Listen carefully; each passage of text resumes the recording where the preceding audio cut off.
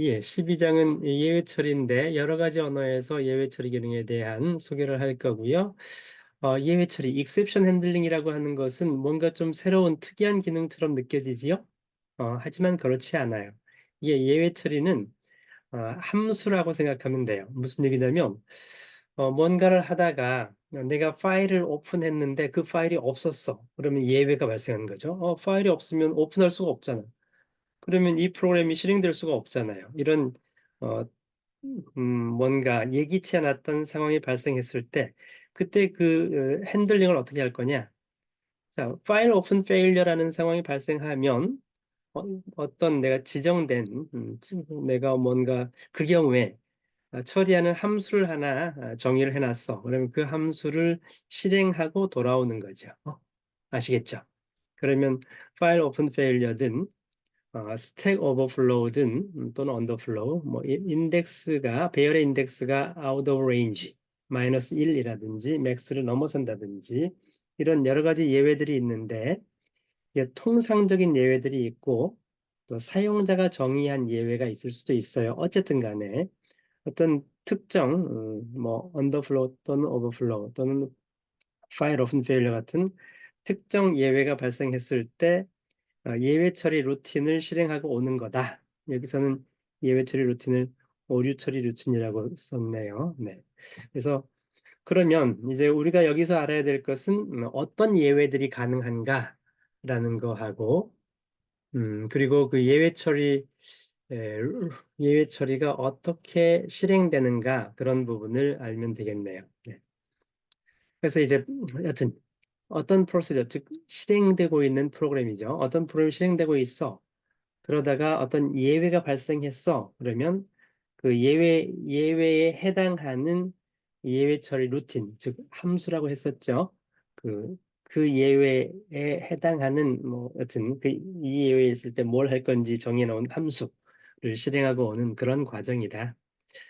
그런 과정을 이제 예외가 발생하면 이게 시그널하고 인보크 이건 이제 리눅스 스타일이네요. 유닉스 리눅스 스타일. 시그널을 보내서 어떤 예외 처리 루틴을 invoke 실행을 하고 그 다음에 원래 예외 처리 루틴을 콜했던 그 함수로 다시 돌아와서 resume하는 이런 과정으로 실행되는 거네요. 뭐 예외 처리에 대해서 이슈가 되는 것들이 뭐냐, 어떤 예외들이 있는가라는 거, 그다음에 사용자가 뭐 의도적으로 강제로 예외를 발생시킬 수 있는가, 뭐 이런 것들이에요. 네. 자, PL1 언어를 보면 predefined 예외들이 있어요. 이 숫자 계산하다가 이 automatic conversion, 그 타입이 안 맞을 때 그 타입 변환하는 과정에서 발생하는 에러, 뭐 overflow 에러 또는 제로 디바이드 0으로 나누었을 때 나눗셈에서 0으로 나누었을 때 에러라든지 등등 이제 수치 계산 과정에서 발생하는 에러들이 있고요. 프로그램을 테스트하는 조건 관련해서 뭐 여러 가지 뭐 string range라든지 subscript range 이거 n자가 빠졌네요. 네. 주로 입출력 관련된 에러들이 많아요. 그 파일 오픈이라든지 등등. 파일은 있는데 뭐 액세스가 할 수 없다든지 뭐 그런 퍼미션이 없어서 이런 등등이 있어요. 네. 그래서 이 예외는 이런 여러 가지 예외들이 있는데 나는 예외를 사용하지 않을 거야. disable 하는 기능도 있어요. 예외가 있긴 하지만 나는 예외가 발생하지 않도록 disable 시킬 거야. 또는 enable 시킬 거야. 그런 기능도 있고요. 피어로는 on condition name, on 하고서 예외 이름을 주면 그러면 강제로 예외를 발생시킬 수가 있어요. 그래서 이 예외가 발생했을 때 시그널 컨디션 네임 이게 이제 예외 처리 함수예요. 그래서 on은 예외 이름을 지정을 하는 거고 이 예외가 발생했을 때 시그널은 거기에 해당하는 요 예외 처리 함수를 실행하고 온다라고 생각하시면 돼요. 그래서 이제 요 예제의 경우에는 on 뭐 end 페이지 뭐 페이지가 끝났을 때 또는 on subscript range가 뭐 좀 이런 예외일 때 on end file일 때 그때 이제 어떤 예외 처리 기능을 할 건지는 여기에 기술해놨네요. 엔드 페이지인 경우에는 이런 에러 메시지를 출력하게끔 해놨네요. subscript range에 대해서는 뭐 if문 이런 걸 실행하게끔 했고요. end file인 경우에는 여튼 각각의 이제 각 예외가 발생했을 때 실행되는 내용을 예외 처리 함수로 기술한다 뭐 이런 얘기죠. 뭐 에이더도 비슷해요. 에이더는 대충. 근데 아까 P론에서는 on하고 signal이라는 문장으로 예외 처리를 했었는데 에이다에서는 뭐 키워드는 다르게 사용할 수 있죠. on signal 대신에 exception, 뭐 raise 뭐 이런 명령을 사용해서 예외 처리를 한다 뭐 그런 얘기죠. 그래서 이제 에이다 같은 경우에는 이런 것들을 타입처럼 간주를 해요. 타입. 그래서 exception 타입, 우리가 정수 실수 문자 타입 그런 것처럼 exception도 하나의 타입이라는 거죠. 그래서 예외 이름을 bad format이니 타임아웃이니 뭐 xxx니 뭐 이런 것들을 예외라는 변수로 선언을 하고 이 중에 하나가 발생했을 때 거기에 해당하는 예를 들어서 이제 타임아웃이 예외잖아요. 예외로 정의 뭐 선언을 했어. 마치 변수처럼. 그러면 이 타임아웃에 해당하는 예외를 발생시키는 것이 raise예요. raise. raise 타임아웃 그러면 타임아웃 예외가 발생하는 거예요. 발생하면은 거기에 해당하는 예외 처리 루틴이 실행돼요. 예외 처리 루틴은 when절이라고 해서 when 뭐 어떤 exception이 발생했을 때 그에 해당 내용이 실행되는 그런 형태로 되어 있어요. 네, 그래서 어쨌든 여기에 대해서는 exception으로 예외를 사용자가 선언을 할 수가 있고 마치 변수 이름처럼 raise라는 명령에 의해서 예외를 발생시킬 수가 있고 그다음에 when절에 의해서 그 예외 처리 루틴 즉 함수라고 생각하면 되죠. 그 함수 내용을 실행하는 그 함수적인 내용을 기술할 수 있는 이런 형태로 되어 있다. 뭐 그런 얘기죠. 네. 어, 너무 얘기를 많이 한 것 같네요. 네.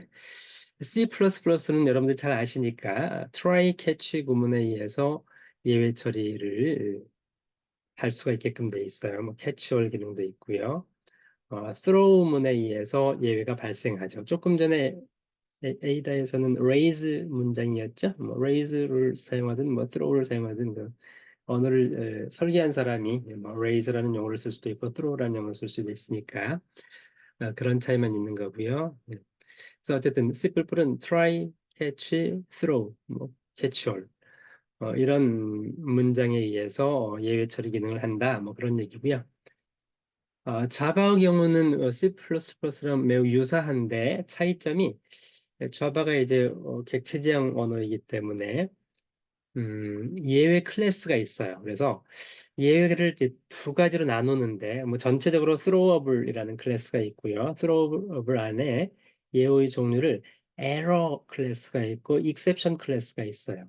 error는 우리가 어떻게 할 수 없는 그런 에러, 그런 경우에 에러 클래스가 있고 exception은 비교적 우리가 핸들링 할 수 있는 예외가 exception이 되고요. 뭐 runtime exception, 뭐 checked exception 이렇게 나눠지네요. 어쨌든 자바는 throwable 클래스로 구현이 되어 있다.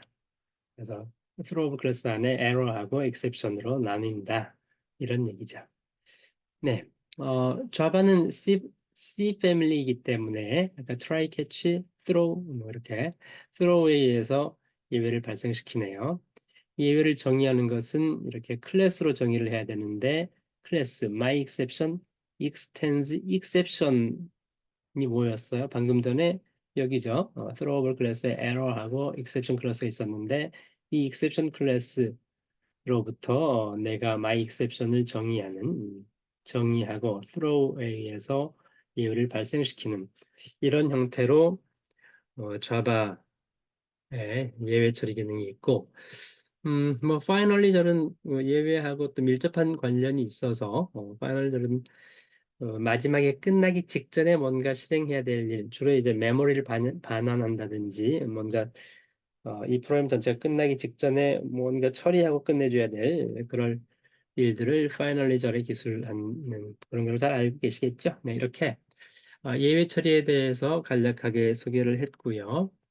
다음에 음, 자바 언어에 대해서 특별히 조금 더 정리해 놓은 게 있어서 이 두 번째 PDF 파일을 보시면 알 수 있는데요. 자, 자바에서 익셉션 핸들링을 어떻게 하는지 방금 전에 간략하게 소개를 하긴 했는데 뭐 런타임 익셉션이 있고 사용자 정의 익셉션이 있어요. 사용자 정의 익셉션을 발생시키는 뭐로 하죠? throw라는 문장에 의해서 발생시킨다. 런타임 익셉션은 뭐 실행하다가 런타임에 발생하는 그런 예외를 얘기를 하는 거고요. 자, 예외를 정의할 수 있다라고 아까 같은 얘기예요. throwable 클래스에서 exception하고 error. 또 exception 밑에 여러 가지 exception들로 또 세부적으로 나뉘네요. 그중에 runtime exception도 있고 runtime exception은 수치 0으로 나눈다든지 arithmetic exception이라든지 뭐 여러 가지 뭐 인덱스 배열 인덱스에 이 범위가 벗어난다든지 등등이 있네요. 네, 그런 내용들이고요. 쭉 한번 여러분들 보세요. 예제 소스 있으니까 확인하시고요. 네, 여기도 트라이 캐치 구문으로 구현되는 그 예를 보여주고 있는 거고요. 네, 파이널 리절 뭐 같은 내용이네요. 한 번 더 이렇게 소스 프로그램에서 예외 처리하면은 어떤 플로우를 통해서 실행이 되는지 그런 내용이고요. 예외가 propagation 쪽이 전달이 계속 되기도 해요. 네, 그런 내용들인데 어쨌든 이렇게 자바는 프로그램을 한번 실행하면 뭐 홈쇼핑 등등 또는 이제 우리 금융이나 은행 볼 일 등등이 1년 365일 하루 24시간 내내 죽지 않는 프로그램을 만들어야 되기 때문에 그때 이제 예외 기능이 있으면 어떤 예외적으로 파일이 없다든지 파일을 라이트를 해야 되는데 뭐 하드디스크가 깨졌다든지 이런 예외가 발생했을 때 그럴 때 어, 프로그램이 죽지 않고 이런 상황에서는 그 부분을 스킵해서 딴 거 처리해 뭐 이런 식으로 예외 처리하는 기능이 있어야지 그 자바가 그 웹페이지 뭐 인터넷 홈 인터넷으로 1년 24시간 365일 죽지 않는 프로그램을 만드는데 매우 중요한 그런 기능이라는 거죠. 그래서 C 언어를 그렇게 웹에서 그 홈쇼핑하고 이런 데 사용할 수 없는 게 C 언어는 예외 처리 기능이 없어요. 예외 처리 없기 때문에 쉽게 죽을 수 있는 거죠. 프로그램이 뭐 내가 의도치 않게 0으로 갑자기 나눈 일이 발생할 수도 있고 배열의 인덱스가 마이너스가 될 수도 있고 맥스를 넘어갈 수도 있잖아요. 의도치 않게 그런 예외가 발생했을 때 C 언어는 어떻게 처리하는 방법이 없는데 이렇게 예외 처리 기능이 잘 발달되어 있으면 그게 가능하다 뭐 그런 얘기죠. 네, 다음 13장 병렬 처리 내용이 되겠습니다. 병렬 처리 내용은 여러분들이 운영 체제를 듣는 학생들은 훨씬 더 자세하게 배우기 때문에 어쨌든 13장에서는 그 운영 체제에서 병렬 처리 프로그래밍 기능인데 세마포, 모니터, 메시지 패싱 관련된 거 배웠을 거예요. 네, 그 내용입니다. 뭐 생산자 소비자 문제, 식사하는 철학자 문제 등등 이렇게 뭔가 데이터를 어떤 프로세스에서 어떤 데이터를 다른 프로세스로 뭐 던져서 그 프로세스 받아서 처리하고 뭐 이런 것들이 이제 메시지 패싱이 되겠고요. 네, 그런 내용들이 여기 병렬 처리에 대한 전반적인 내용도 있고 어쨌든 주요 내용은 세마포하고 모니터하고 메시지 패싱이라는 세 가지 유형의 그 병렬 처리하는 방법이 조금씩 다르잖아요. 그래서 이게 생성자 얘기도 있고 프로세스 얘기도 있고 등등 이렇게 관련된 내용을 간단히 정의해 놨으니까 세마포에는 뭐 크리티컬 섹션도 있고 뮤추얼 익스클루전 관련된 얘기도 있고 뭐 그러네요. 그때 이제 뭐 큐에다가 생산자가 쌓기도 하고 소비자가 가져다 하나씩 사용하기도 하고 그런 기능을 어떻게 구현할 것인가. 뭐 세마포 경우는 특히 크리티컬 섹션이라고 해서 이 섹션을 다른 프로세스가 건드릴 수 없게끔 딱 보호하는 뭐 그런 기능들이죠. 음, 그렇게 이런 내용들에 대해서 정리를 했고요. 자, 14장 객체지형 언어, 객체지형 프로그래밍도 C++, 뭐 자바에서 훨씬 더 자세히 배웠을 거기 때문에 그 객체지형 언어의 특징적인 가장 중요한 특징에 해당하는 것만 정리하고 넘어갈게요. 뭐 객체지형이니까 객체가 뭐냐, 클래스 메서드가 뭔지, 그다음에 객체지형 프로그래밍에서 가장 중요한 게 상속이죠. 인헤리턴스 문제, 네, 동적 바인딩 문제죠. 다이내믹 바인딩. 동적 바인딩은 이제 그 오퍼레이터 오버로딩, 함수 오버로딩 이렇게 함수 이름이 f라는 함수가 인자가 하나인 거, 두 개인 거, 세 개인 거 이렇게 여러 개가 있어. 그랬을 때 실행하면서 그 f에 맞추어서 동적으로 바인딩이 일어날 수 있는 그런 특징이 이 객체정원의 가장 큰 특징이죠. 그래서 물론 당연히 데이터 인캡슐레이션 기능도 있지만 클래스 안에, 즉 오브젝트 안에 private, public, protected 그리고 거기에 멤버 함수들 이런 이제 데이터 인캡슐레이션 기능은 기본적으로 있는 거고 거기에 베이스 클래스 또 이제 derived 클래스 뭐 이렇게 어, 상속받는 관계 그런 관계가 있고 클래스 간에 그다음에 동적 바인딩이 일어나는 그런 특징이 객체 지향 언어가 되겠습니다. 객체 지향 언어가 탄생하게 된 이유는 소프트웨어 재사용 문제하고 독립성 문제예요. 요즘 리니지라든지 뭐 스타크래프트라든지 뭐 수십만 라인이 아니죠. 수백만 수천만 라인의 프로그램이 너무 많은 프로그램 짜지면 그 각각 함수로 돼 있을 텐데 그 수만 개, 수십만 개 함수가 이미 만들어져 있으면 내가 뭐 리니지 말고 다른 내 새로운 게임을 만들 때도 리니지 또는 스타크래프트 짤 때 작성했던 함수들을 가져다가 그대로 사용하면 될 텐데 왜 또 작성해야 되냐는 거지. 특히 그 게임 프로그램들은 복잡하잖아요. 그 애니메이션도 많고. 그래서 그런 소프트웨어를 재사용하자.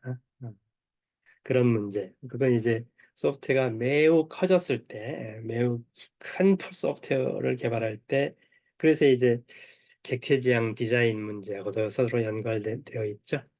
어쨌든 이렇게 매우 큰 소프트웨어를 개발하다 보니까 소프트웨어 재사용과 인포메이션 하이딩도 필요하고 인캡슐레이션도 필요하고 뭐 클래스를 만들었더니 뭐 비슷비슷한 클래스들이 너무 많아서 그래서 이제 뭐 예를 들면 요즘 전쟁에서 미사일 또는 저기 전투기라고 얘기하면 편하겠네요. 전투기 오브젝트가 있으면 전투기도 있고 수송기 오브젝트도 있고 뭐 헬리콥터도 있고 뭐 여러 가지 유형의 그 비행기들이 있는데 이게 비슷비슷하면서도 다르잖아요. 그럼 각각이 클래스로 정의돼야 되는데 뭐 한 8, 90%가 겹치기 때문에 그래서 이제 베이스 클래스를 정의를 하고 뭐 전투기 클래스, 뭐 수송기 클래스, 헬리콥터 클래스 이렇게 그러니까 클래스를 정의할 수 있는 이런 관계가 이제 객체지향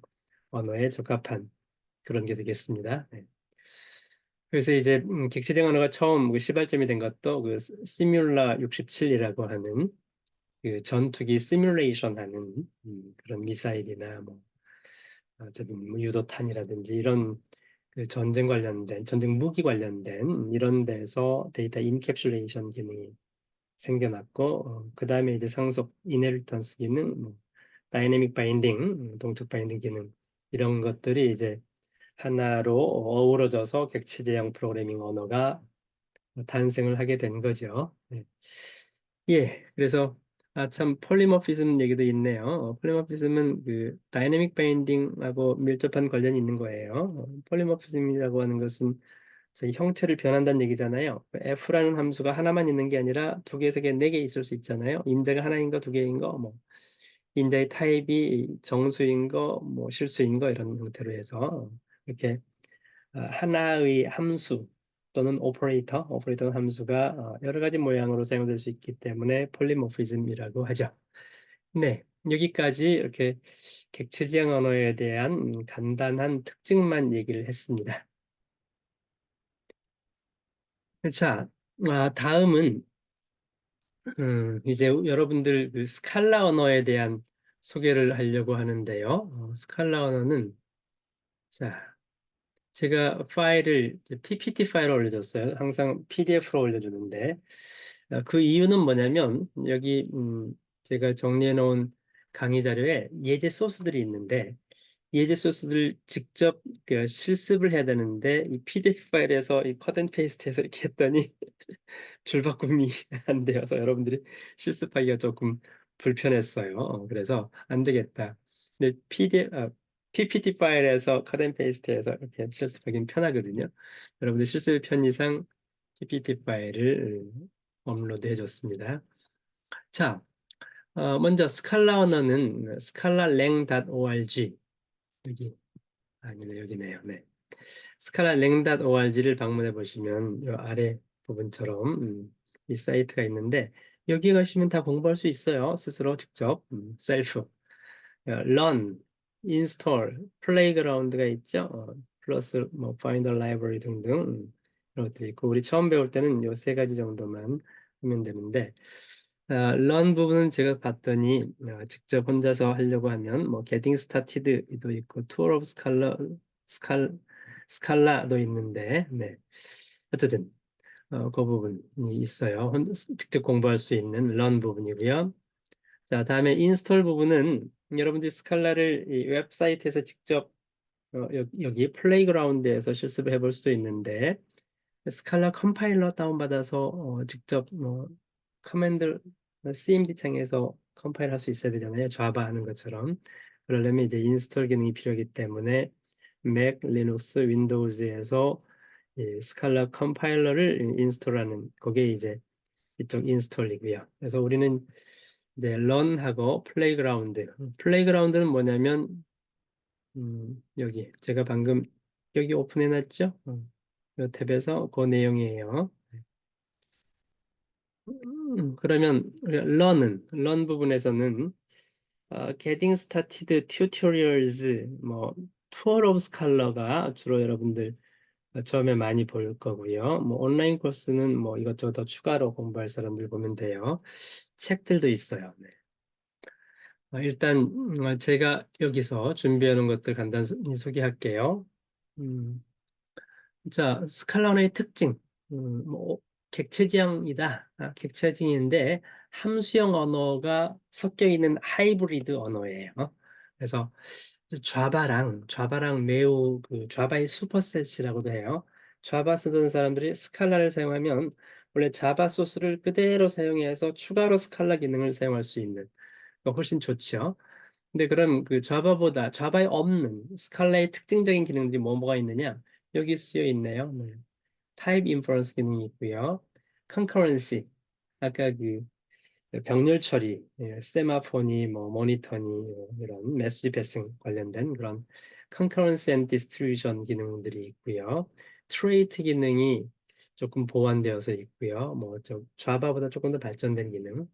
패턴 매치 기능. 패턴 매치는 사실 이 논리형 언어의 특징에 속해요. 어쨌든 이 함수형 기능하고 여기 하이 오더 펑션 있네요. 이 함수형 언어 기능하고 논리형 언어의 핵심적인 기능인 패턴 매치 기능이 객체 지향하고 섞여서 하이브리드 언어라고 생각하시면 돼요. 네. 뭐 그래서 오브젝트 오리엔티드, 펑셔널, 그리고 자바하고 하여튼 여러 가지 에, 자바 프로그램을 하다 보니까 더 편하게 할 수 있는, 자바로 처리하기 어려운 그런 컨커런스 처리하는, 생산자 소비자 문제 처리한다는 이런 기능들이 추가됐다라고 생각하시면 되겠네요. 뭐 어떤 사람은 루비라는 언어에 자바가 섞여서 스칼라라고 할 수 있지 않느냐, 뭐 이렇게 얘기하는 사람도 있긴 해요. 뭐 루비는 파이썬보다 조금 더 발전된 객체 지향 언어이고요. 네, 왜 어떨까요? 스칼라 설치하는 것은 그냥 넘어갈게요. 아까 인스톨 부분에 하시면 되고요. 왜 에러가 발생할까요? 네. 네. 귀찮게 하네요. 자, 실습은 투어 오브 스칼라, 여기 조금 전에 얘기했었죠. 요 밑에서 실습 사이트에서 실습 사이트 이 부분이고요. 네, 이 부분 뭐 제가 네이버 카페에도 하는 게 있는데, 이게 스칼라 버전이 몇 년 사이에 달라져서 스칼라 2하고 스칼라 3가 있어요. 그래서 스칼라 2로 돼 있어서 이건 좀 덜 맞을 것 같아요. 네, 스칼라 3로 연습을 하시면 되는데, 자, 프롭 스칼라는 뭐 여기 대충 하고 넘어가야겠다. 굳이 이게 저기 PPT 파일을 오픈하는 그 같은 환경이 오피스 환경이 조금 덜 좋네요. 등간에.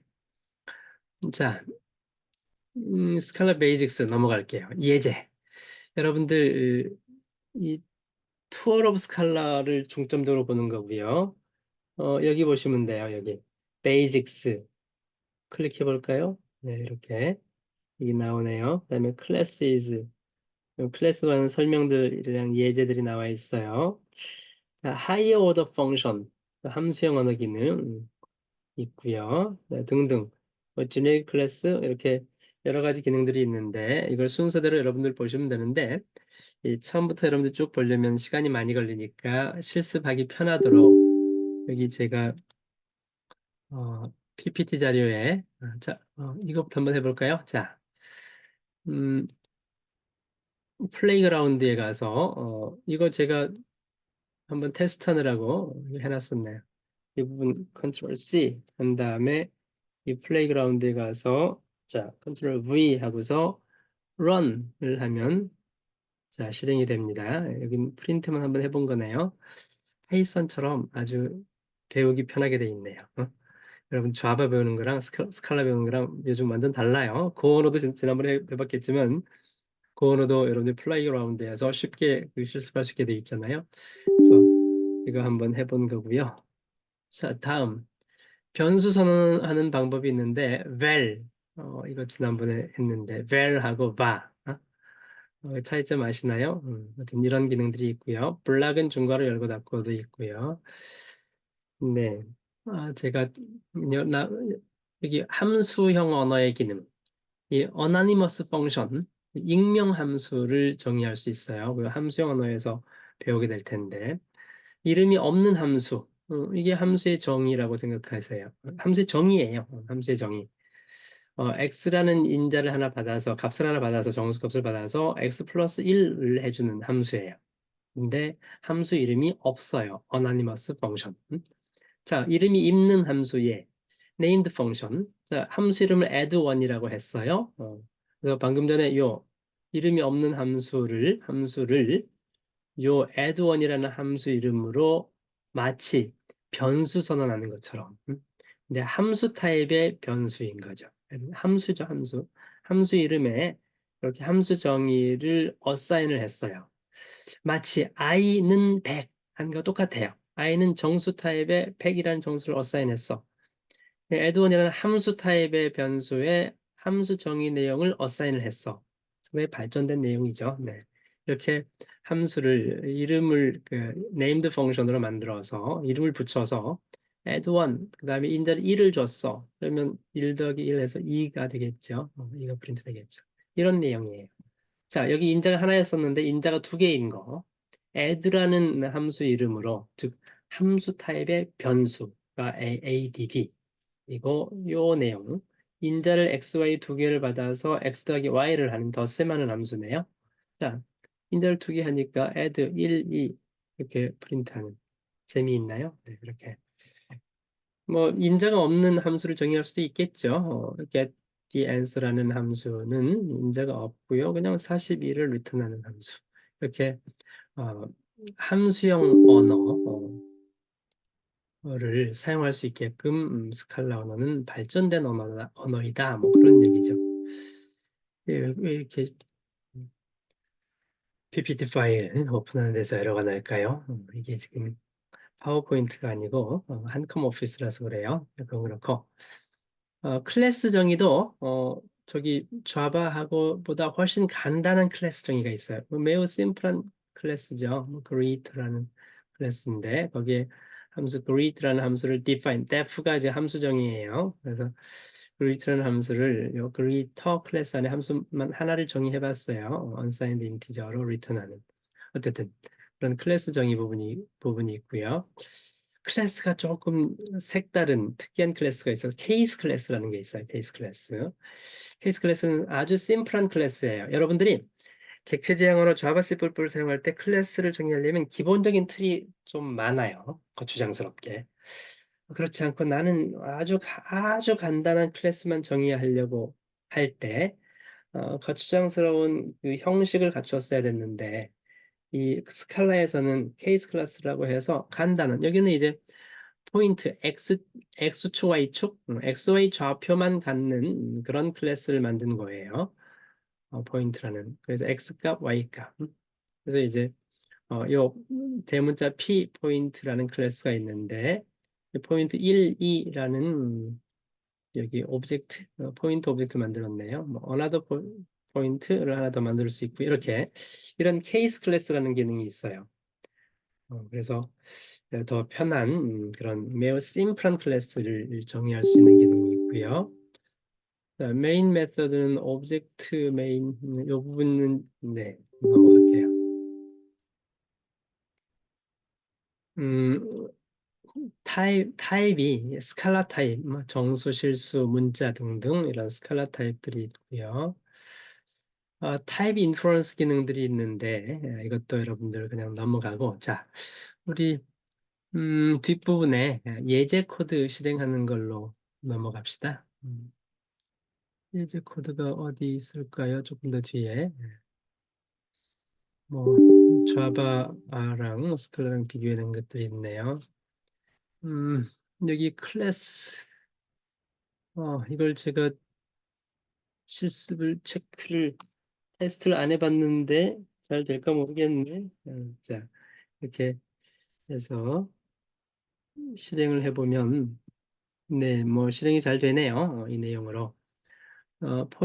방금 전에 얘기했던 포인트 클래스를 하나 조금 더 제대로 정의를 해봤고, 뭐 오버라이드도 써보고, 포인트 1이라는 오브젝트 하나 만들어서 프린트 해보는 그런 내용이네요. 네. 클래스 예제였고요. 음, 뭐 컨스트럭트는 그냥 넘어가고, 그다음에 또 실행해볼 만한 이게 조금 더 복잡한 방금 전에 포인트 클래스에 대한 예제네요. 자, 에러가 없어야 될 텐데, out of bounds는 여기에, 여기 warning out of bounds 프린트 했죠? 여기에 실행된 거예요. 네, 그래서 이 private member 예제 소스인데 잘 실행되는 걸 알 수 있어요. trait라는 것도 있는데, 예, 이건 여러분들이 직접 해보시고, 서브 타이핑, 튜플 기능 등등 이렇게 여러 가지 테스트 해볼 수 있는 예제 코드들을 봤고요. 조금 뒤에 가면 약간 더 복잡한 것도 있긴 한데, 네, 여기는 그 partial function하고 curried function이라고 하는 게 있어요. 아까 조금 전에 anonymous function 뭐 얘기를 했었는데, 요 부분이 anonymous function이고 이것을 함수 타입의 named 이름을 부여를 했죠. func 3으로 실행을 했었죠. 여기에서 이제 partial function 부분 함수라는 개념이 있고요. curried function이라는 개념이 있는데 이것들에 대한 함수 정의하고서 실행까지 했네요. 한번 테스트를 해볼까요? 실행. 여기 프린트를 안 해가지고 이 프린트가 안 됐네요. 이 내용을 보시면 여기 add라는 이름으로 함수를 정의를 했어요. x, y를 덧셈하는 거. partial function은 뭐냐면 이 인자가 x, y 두 개를 줘야 되는데 첫 번째 인자를 10으로 줬고 두 번째 인자는 안 줬어요. 안 주고 첫 번째 인자만 10으로 고정시킨 상태에서 두 번째 인자는 그 다음 나중에 받을 거예요. 이걸 add 10이라는 함수 타입의 변수에다가 어사인을 했어요. 그럼 이것도 함수가 되는 거죠. 함수가 되는데 아까 add에서 첫 번째 인자는 10이고 두 번째 것은 아직 모르는. 그래서 add 10 3 그러면 어떻게 될까요? 네. 이 10으로 10 더하기 3이 되겠죠. 여기 프린트를 해보면 자, 프린트, 어, 영문으로 해야 되겠죠? 프린트 ln. 이렇게 하면 실행이 되겠죠. 자, 일단 실행을 해보고요. 그럼 13 프린트 되죠? 자, 두 번째, 여기도 마찬가지예요. 비슷한데 조금 달라요. partial partial application, 즉 partial function은 인자가 두 개인데 첫 번째 것만 줬어요. 인자가 두 개인데 그거고요. 밑에 curried function은 거의 유사한데 이름만 좀 다르게 해놨죠. 여기 XY 두 개인 건 맞아요. 근데 첫 번째 거 인자만 정의를 하고요. 두 번째 인자는 별도로 정의를 했죠. 그래서 이건 인자 두 개인 함수를 한꺼번에 정의를 한 거고요. 이것은 인자 하나에다가 인자 하나를 더 추가해서 이렇게 정의를 할 수 있다는 거죠. 이게 이제 커리드 펑션이에요. 그래서 이거 이제 덧셈을 해봤으니까 이건 곱셈으로 이렇게 조금만 수정해서 해봤는데 이렇게 해서 여기서 이제 add 10은 add 10을 고정하고 뭐 두 번째 것은 아직 고정이 안 됐죠. 3 받을 거니까 한 것처럼 이거 유사하게 커리드 펑션을 정의를 하면 첫 번째 x 값은 10으로 고정을 했고 두 번째 이제 y 값은 나중에 받을 거예요. 3을 이렇게 월 3. 그러면 여기도 프린트 문장이 없어서 출력이 안 됐었는데 여기 프린트 문장을 이렇게 해주고 여기도 바로를 이렇게 해주면 그러면 이제 30이 프린트 되겠죠? 네, 이렇게. 이런 이게 partial function하고 curried function 연습하는 거니까 잘 살펴보시고요. 그다음에 클로저. 클로저는 다른 데서도 이제 배웠을 텐데 네, 클로저 관련된 예제 소스를 이렇게 실행해 보면 자, 뭐 여튼간에 뭔가 열심히 프린트 되네요. 네, 여기 프린트 ln을 했어야 돼요. 프린트를 했더니 줄 바꾸면 안 됐죠? 그래서 여기도 프린트 ln, 여기도 프린트 ln. 그다음에 make add는 일단 프린트 ln으로 수정을 해서 이렇게 하면 13, 13, 25가 프린트문에 프린트 되네요. 네. 여기는 어, 베이스 값을 10으로 주고 이게 클로저 함수예요. 클로저. 예, 함수 여기서 여기까지인데 x 더하기 베이스 값이 b 지역 변수죠. b 지역 변수 여기에 있는 거. 그래서 이제 여기서 3을 콜하면 3 더하기 베이스 값이 13으로 이렇게 되는 그런 얘기들이죠. 등간에 이런 클로저 함수에 대한 예가 있으니까 실습해 보시면 되겠고요. 다음은 여기 이제 하이 오더 펑션에 대해서 개념을 소개하고 있는데 하이 오더 펑션은 뭐냐면 조금 전에 예제에서 얘기를 했었는데 덧셈하고 곱셈 있었죠. 우리는 통상적으로 여기 덧셈 정의할 때 인자가 두 개, 세 개 그러면 한꺼번에 정의를 하잖아요. 이게 이제 1차원적인 first order 펑션이에요. 네, 하이어 오더는 고차원 함수잖아요. 고차원 함수는 요 밑에 거예요. 여기 1차원 하나만 했다가 그다음 두 번째 차원, 2차원, 3차원, 4차원 이렇게 차원이 하나씩 하나씩 높아질 수 있는 이런 함수를 고차원 함수라고 해요. 그래서 대표적인 예니까요.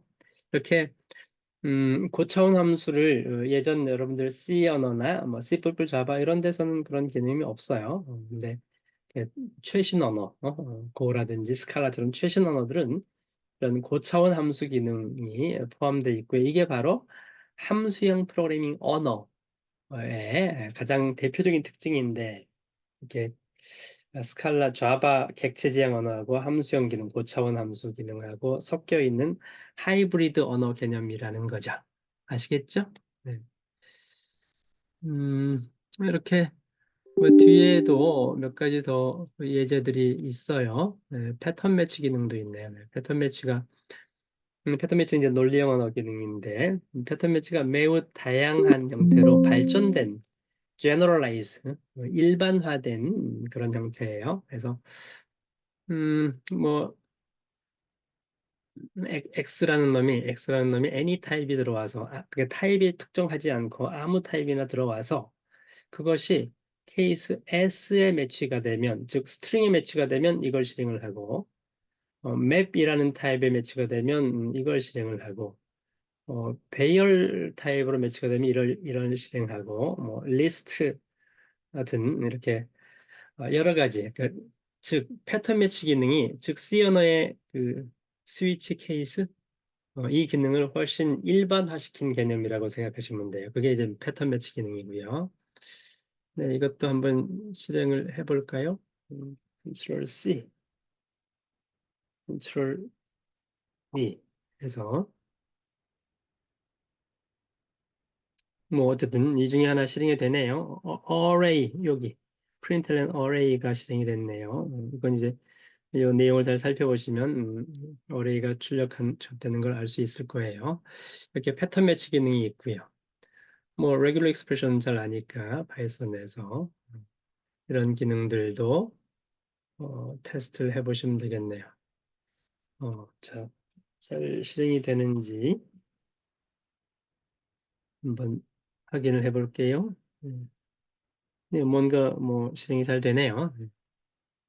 뭐 싱글턴 오브젝트라는 개념도 있어요. 싱글턴 오브젝트는 여러분들이 이것도 객체 지향 언어가 아까 그 케이스 클래스라는 개념이 있었는데 너무 틀을 잘 갖춰야 된다는 거죠. 아주 간단한 XY 두 점만 표시하고 싶은 이런 건데, 네, 그런 것처럼 우리 클래스라고 하기에는 클래스라는 것이 타입이잖아요. 그러면 오브젝트, 첫 번째 오브젝트, 두 번째 오브젝트, 뭐 n 번째 오브젝트 만들어서 오브젝트 사용, 이게 이렇게 기본적인 그 클래스와 오브젝트, 객체 지향 프로그램 관계거든요. 근데 어떤 경우에는 아니 그 클래스 타입 정의해 놓고서 오브젝트 딸랑 한 개만 필요한 경우가 있어요. 딸랑 한 개. 그게 싱글턴 오브젝트예요. 그러면 굳이 그 오브젝트 하나만 할 거면 뭐 클래스 하고서 그 오브젝트 하나 만들어서 실행해야 돼? 그러지 말고 그냥 싱글턴 오브젝트 클래스 하나만 사용하는 그런 형태로 사용을 하자. 뭐 그런 개념이에요. 네. 그런 개념도 있고요. 자, 여기서 이제 마지막으로 우리 스칼라 언어의 특징을 이용해서 퀵소트 프로그램을 한번 비교를 해봤는데, 이 특징은 조금 전에 봤던 패턴 매치 기능을 활용하는 방법이에요. 여러분, 퀵소트 알고리즘 잘 알죠? 이 기존의 그 C++ 타입, 예전에 여러분들이 구현했던 퀵소트 프로그램이 이런 명령형 프로그램 방식이 이런 방식이에요. 뭐 이것도 실행이 될 거예요. 실제 테스트를 해봐야 되나?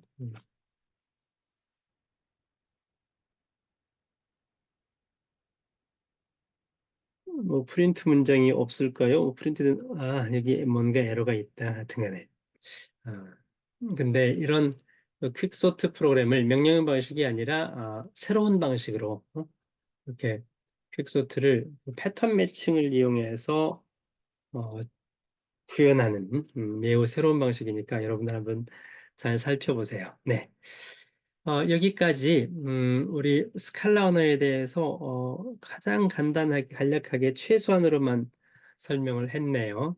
그래서 여러분들이 이걸 보고서 그리고 조금 전에 얘기했던 여기 투어 오브 스칼라, 투어 오브 스칼라에서 여기 주네릭 클래스부터 뭐 순서대로 시간 여유가 있으면 이것들을 쭉 순서대로 봐가면서 예제 소스가 있으면 공부를 하면 될 것 같아요.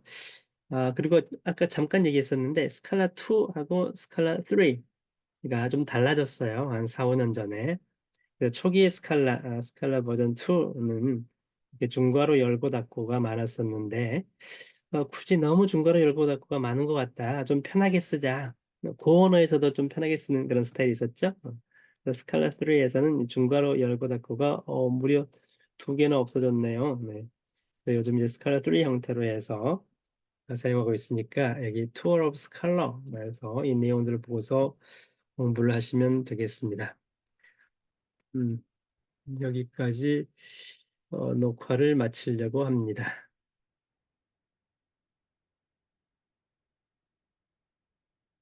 어, 녹화가 종료가 돼야 되는데, 어, 잘 모르겠고. 네, 어쨌든, 오늘 수업은 여기까지 마치려고 하고요. 여러분들이 아까 얘기했던 것처럼 그 과제를 오늘 중으로 제출해주면 되겠습니다.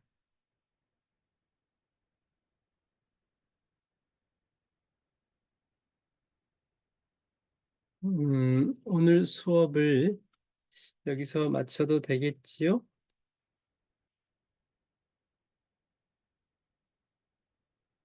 네, 질문은 이메일로 해주시고요. 제가 한꺼번에 종료하도록 하겠습니다. 네, 즐거운 선거날 되기 바랍니다. 그리고 다음 주 월요일 날 만나겠습니다.